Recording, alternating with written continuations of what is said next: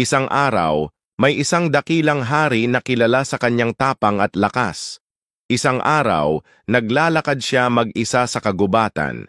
Hindi ito karaniwan para sa isang hari, ngunit may dahilan siya. Ayaw niyang umasa lamang sa kanyang mga tagapayo na madalas magpalabas o gumawa ng kwento para lang siya mapasaya. Kaya't palihim siyang naglakbay sa kanyang kaharian upang makakuha ng tapat at direktang impormasyon mula sa kanyang mga nasasakupan. Sa ganitong paraan, nalalaman niya ang tunay na kalagayan ng kanyang bayan at kung ano ang iniisip ng kanyang mga tao. Ngunit sa pagkakataong ito, siya'y naligaw. Palubog na ang araw at hindi siya naghanda para magpalipas ng gabi sa kagubatan, na mas mapanganib pagdilim. Kaya't umakyat siya sa isang burol upang tumingin sa paligid. Wala siyang nakitang tao o nayon. Ngunit makalipas ang ilang sandali, may nakita siyang liwanag mula sa malayo. Inakala ng hari na ito ay mula sa isang tahanan o pamayanan. Kaya't naglakad siya patungo sa direksyon ng liwanag at narating niya ang isang kubo. Habang papalapit siya, napansin niya ang isang matandang babae na naglilinis sa labas ng kubo. Hindi nakilala ng matanda ang hari at inakala niya itong isang sundalo.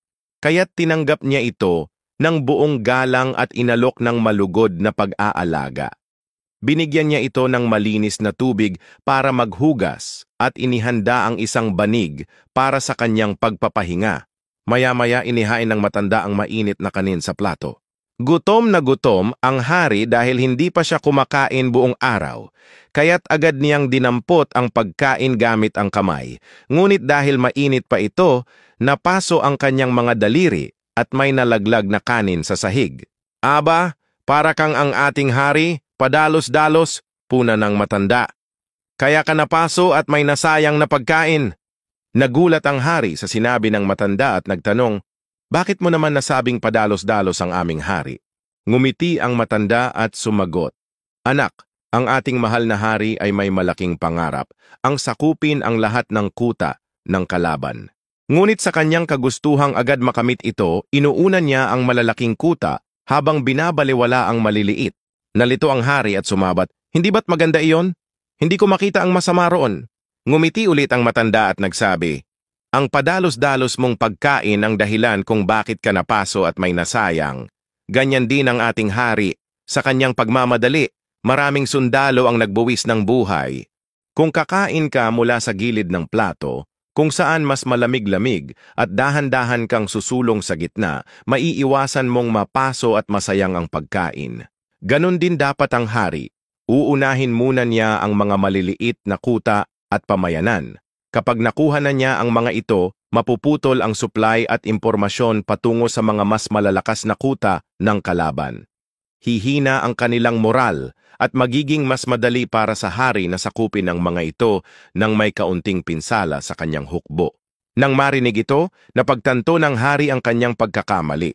Natutunan niya ang kahalagahan ng pasensya at hindi pagiging padalos-dalos. Kaya't nagpasalamat siya sa matanda sa kanyang karunungan at umalis kinabukasan. Mula noon, ang hari ay naging mas maingat na sa kanyang mga plano.